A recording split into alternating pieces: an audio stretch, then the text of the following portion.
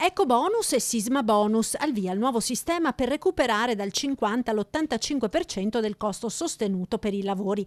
La nuova normativa introdotta dal governo prevede infatti che al posto delle detrazioni dall'imposta fino ad ora utilizzato, il cittadino possa monetizzare subito lo sconto ottenendo dall'impresa che effettua il lavoro lo sconto pari a quella che sarebbe stata la detrazione.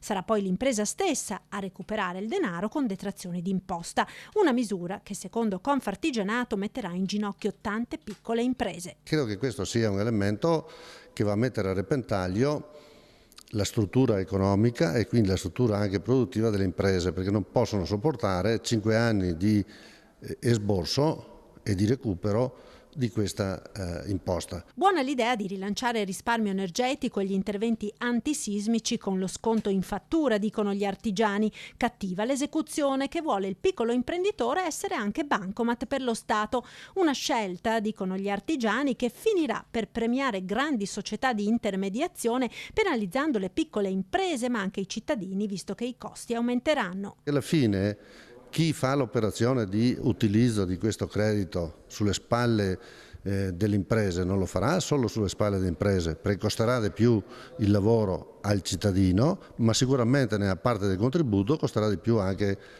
allo Stato, tant'è che noi abbiamo fatto ricorso prima di tutto al garante, ma io credo che ci siano anche le condizioni per fare ricorso alla Corte dei Conti, perché questo è un bello danno erariale.